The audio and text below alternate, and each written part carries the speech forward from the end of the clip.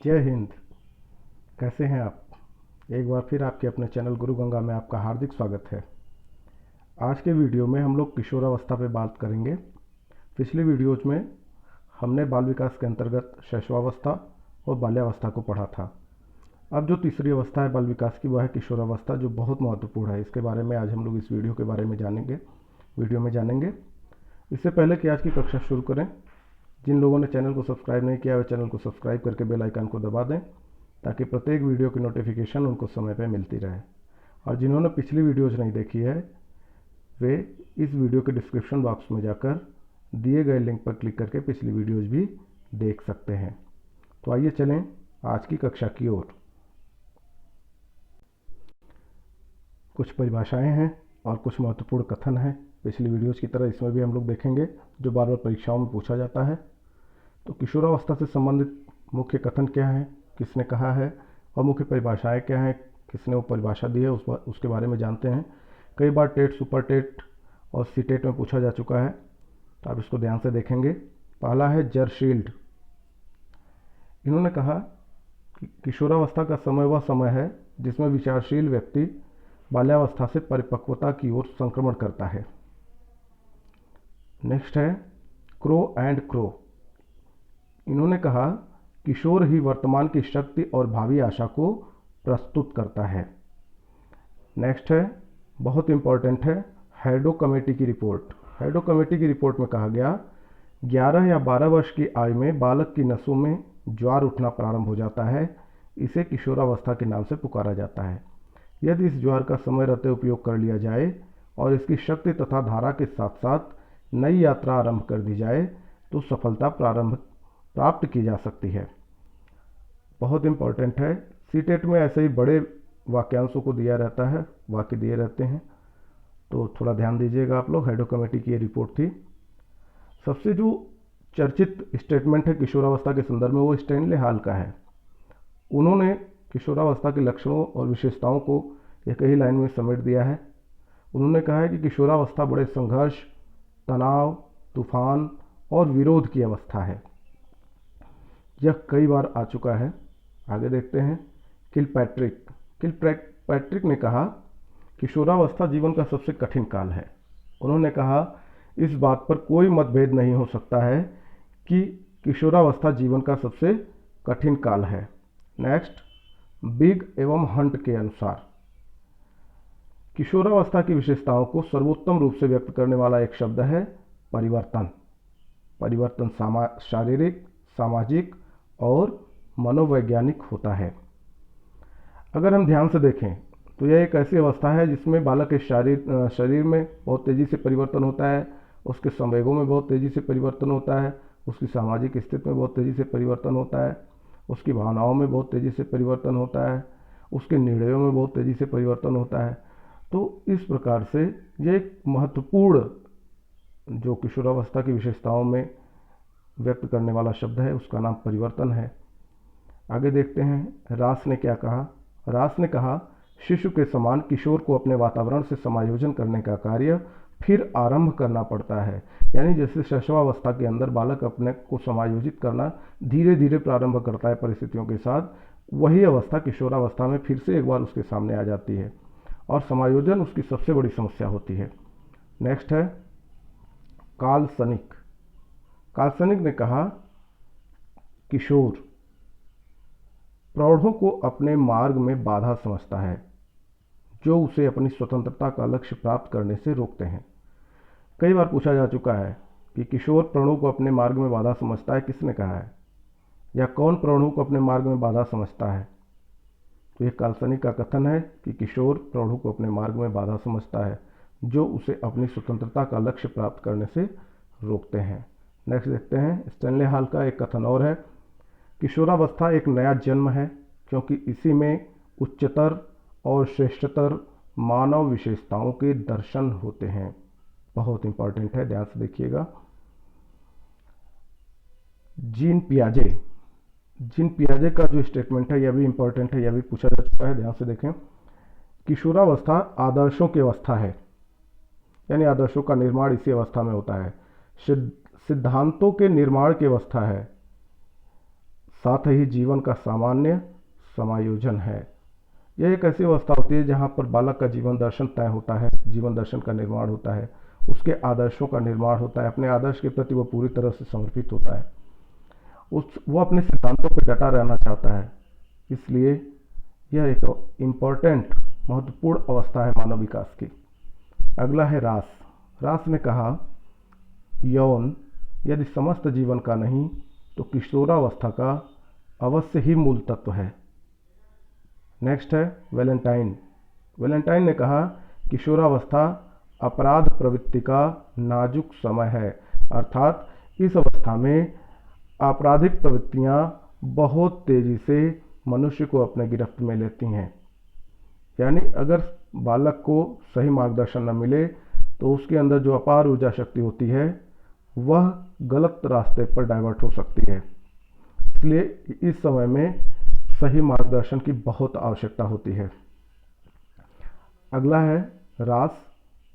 रास ने कहा, किशोरावस्था शैशवावस्था की पुनरावृत्ति है, अर्थात जिस प्रकार से शैशवावस्था में संवेग तेजी से परिवर्तित होते हैं, समायोजन में समस्या होती है, वही स्थिति और बहुत तेजी से शैशवावस्था में शारीरिक और मानसिक परिवर्तन होते हैं, सामवेगिक परिवर्तन होते हैं, वह स्थिति किशोरावस्था में भी होती है, उसी का दोहराव होता है। इसीलिए रास ने कहा किशोरावस्था शैशवावस्था की पुनरावृत्ति है।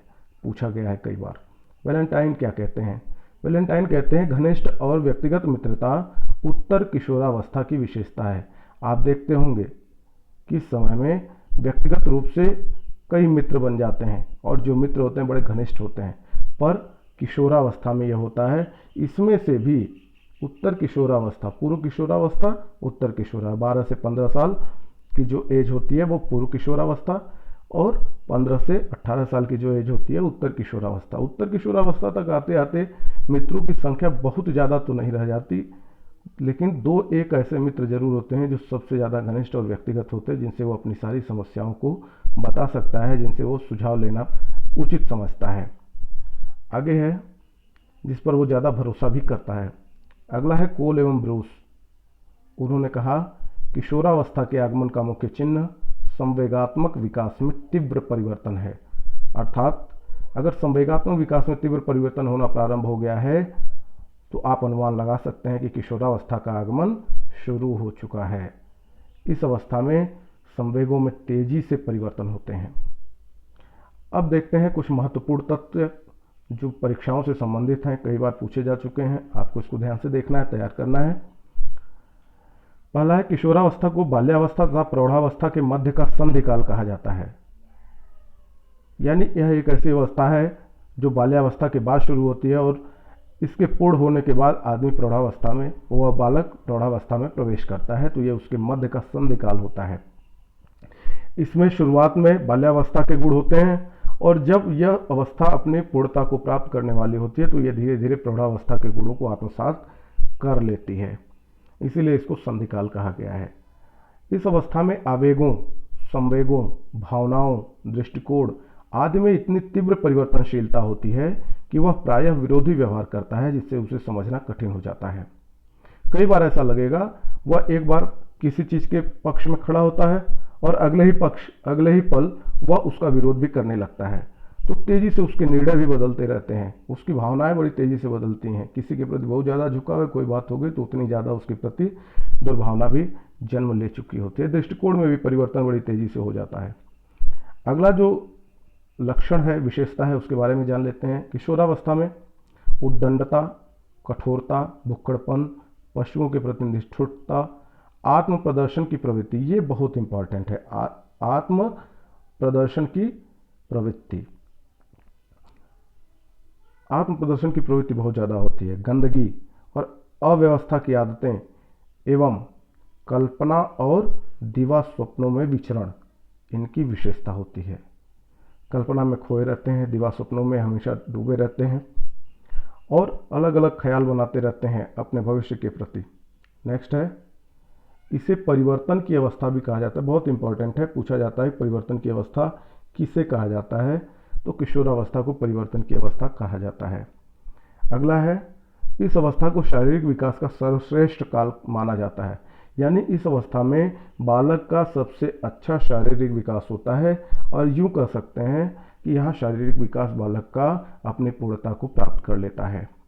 नेक्स्ट है कल्पना और दिवा स्वप्नों की बहुलता, बुद्धि का अधिकतम विकास, सोचने समझने और तर्क करने की शक्ति में वृद्धि, विरोधी मानसिक दशाएं आदि मानसिक गुण इस अवस्था में होते हैं। किशोरावस्था में स्थिरता और समायोजन का अभाव होता है, बहुत महत्वपूर्ण है। कई बार पूछा गया है कौन सी अवस्था है जिसमें स्थिरता का अभाव होता है या समायोजन का अभाव होता है, तो ये दोनों अभाव किशोरावस्था में दिखाई देते हैं। किशोरावस्था में बालक जो होता है उसकी सोच, उसका दृष्टिकोण, उसके संवेग, उसकी भावनाएं कुछ भी स्थिर नहीं होती और यह अस्थिरता ही उसके समायोजन में सबसे बड़ी बाधा होती है। आगे देखते हैं के स्ट्रांग कहते हैं 15 वर्ष की आयु तक किशोरों की रुचियों में निरंतर परिवर्तन होता रहता है, परंतु उसके बाद उनकी रुचियों में स्थिरता आ जाती है। अर्थात जो पूर्व किशोरावस्था होती है उसमें तो किशोरों की रुचियां बड़ी तीव्रता से बदलती रहती हैं। कभी उसको कुछ पसंद आता है, कभी कुछ पसंद आता है, कभी किसी चीज़ में रुचि होती है, कभी किसी चीज़ में। लेकिन उत्तर किशोरावस्था में धीरे धीरे धीरे धीरे उसकी रुचियों में स्थायित्व आता चला जाता है। वो तय कर लेता है कि हमें किस क्षेत्र में जाना है, किस में हमारा इंटरेस्ट है, किस में हमें फ्यूचर बनाना है, कौन सी चीज़ें हमारी पसंद की हैं, कौन सी चीज़ें हमारी पसंद की नहीं हैं। तो वो स्थिरता आती चली जाती है। नेक्स्ट देखते हैं किशोरों की जटिल अवस्था के कारण किशोरों के अध्ययन का विषय होना चाहिए शरीर तथा मन। कई बार पूछा गया है कि किशोरों की जटिल अवस्था के कारण किशोरों के अध्ययन का विषय क्या होना चाहिए, तो उसमें कई ऑप्शन होते हैं जिसमें सबसे ज़्यादा जो आवश्यक है, जिसमें बड़ी तेज़ी से परिवर्तन होता है, किशोरों को समझना है तो उनके शारीरिक विकास और उनके मानसिक विकास को समझना बहुत ज़रूरी है। इसीलिए कहा गया कि उनकी किशोरों के अध्ययन का विषय क्या होना चाहिए, उनका शरीर और उनका मन।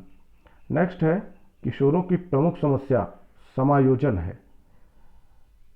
किशोरों में जो सांवेगिक अस्थिरता है उसकी वजह से यह समस्या उत्पन्न होती है जिसे हम कहते हैं समायोजन का अभाव। यह किशोरों की मुख्य समस्या है। परिस्थितियों के साथ सामंजस्य स्थापित करना उनके लिए बड़ा कठिन होता है क्योंकि वो अपने विचारों में बहुत तेज़ी से परिवर्तन नहीं लाना चाहते हैं। जिस बात पे वो अडिग हो जाते हैं उसको जल्दी बदलना नहीं चाहते, तो ऐसी स्थिति में उनके लिए समायोजन करना कठिन हो जाता है। किशोरावस्था को तूफान और संवेगों की अवस्था भी कहते हैं। आपने देखा स्टैनले हॉल की जो परिभाषा है उसके हिसाब से अगर देखा जाए तो कई बार पूछा गया है तो तूफान एवं संवेगों की अवस्था किसे कहते हैं, अर्थात किशोरावस्था को कहते हैं।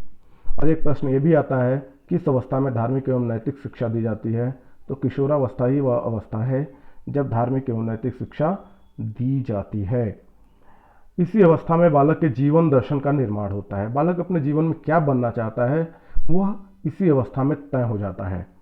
तो अर्थात उसकी जीवन की धारा, दिशा, दशा कैसी होगी, यह सब उसका किशोरावस्था जो उसकी होती है वो तय करती है।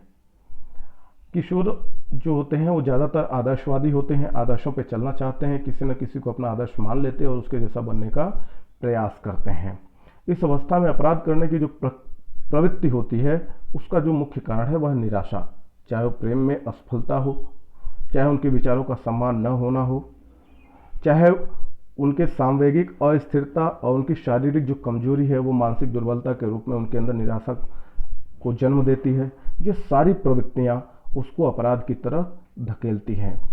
इसीलिए ज़रूरी है कि उसको सही समय पर सही परामर्श दिया जाए, सही निर्देशन उसका किया जाए ताकि उसे इस निराशा से बचाया जा सके।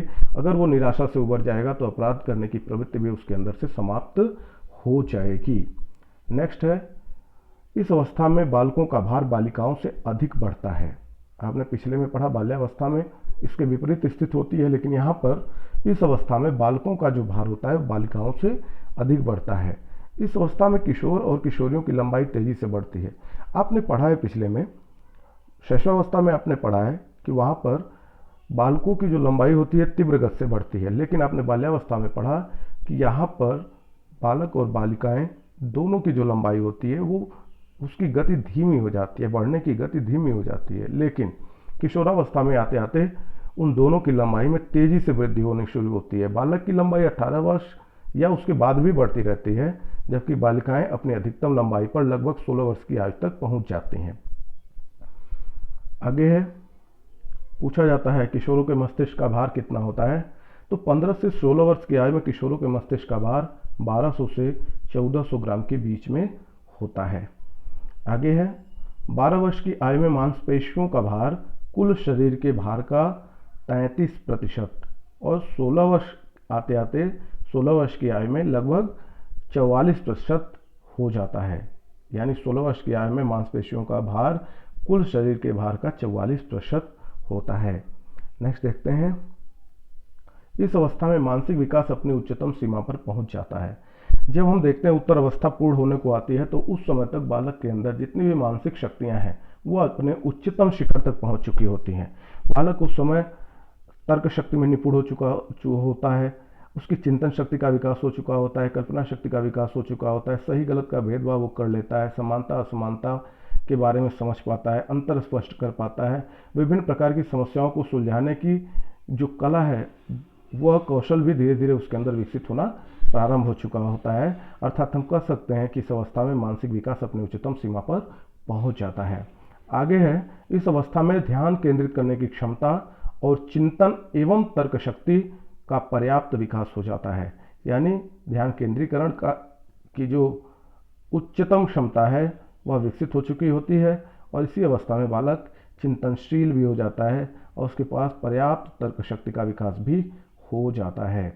नेक्स्ट है, किशोरों का चिंतन अधिकतर शक्तिशाली पक्षपातों और पूर्व निर्णयों से प्रभावित रहता है। अर्थात उसका जो पूर्वाग्रह है, जो उसने पहले से तय कर रखा है, जो उसके बने बनाए सिद्धांत हैं, जब वो सोचता है तो अक्सर अपने पहले के निर्णय, अनुभव और सिद्धांत और पूर्वाग्रहों को ध्यान में रखकर ही वो अपने विचारों को व्यक्त करता है। और कई बार इस रूप में हम देखते हैं कि वह बहुत ही शक्तिशाली पक्षपात करता है, जिस बात को सही मानता है उस पर अडिग हो जाता है, चाहे वो बात सत्य हो या फिर न हो। अपने विचारों के प्रति दृढ़ता उसके अंदर आ जाती है, वो उसमें तेजी से परिवर्तन नहीं चाहता। अगला है, कल्पना शक्ति की अधिकता और रुचियों की विविधता इस अवस्था की प्रमुख विशेषता है। हमने कई बार आपको बताया है और यह एक ऐसी अवस्था होती है जहाँ पर बालक अलग अलग तरीके की, जैसे आप कह सकते हैं अलग अलग क्षेत्रों के बारे में वो कल्पना करता है, अपने जीवन के सुखमय जीवन के बारे में कल्पना करता है, अपने भविष्य के बारे में कल्पना करता है, अपने करियर के बारे में कल्पना करता है, अपने सपनों के बारे में कल्पना करता है। तो उसकी कल्पना शक्ति की अधिकता हो जाती है और उसकी रुचियाँ भी बदलती रहती है। आपने पढ़ा है कि जो पूर्व किशोर अवस्था होती है उसमें रुचियों में विविधता आ जाती है, लेकिन उत्तर किशोर अवस्था आते आते उसकी रुचियों में स्थिरता आनी प्रारंभ हो जाती है, लेकिन विविधता होती है। नेक्स्ट है, विपरीत लिंगी के प्रति आकर्षण इस अवस्था का प्रमुख लक्षण है। ये महत्वपूर्ण है। विपरीत लिंगी के प्रति आकर्षण इस अवस्था की प्रमुख विशेषता होती है और यह जो आकर्षण होता है यह उसके अंदर प्रेम और सौंदर्य माधुर्य का भाव पैदा करता है। अगला है, अपने समूह के प्रति अत्यधिक भक्ति। किशोरावस्था के जो बच्चे होते हैं अपने समूह के प्रति पूर्ण समर्पित होते हैं। अन्याय के प्रति विद्रोह की भावना उनमें बहुत ज़्यादा होती है। वीर पूजा की भावना इस अवस्था में अधिक होती है। ये केवल पूजा नहीं है, ये क्या है, वीर पूजा है। वो ताकतवर लोगों को ही अपना आदर्श मानते हैं।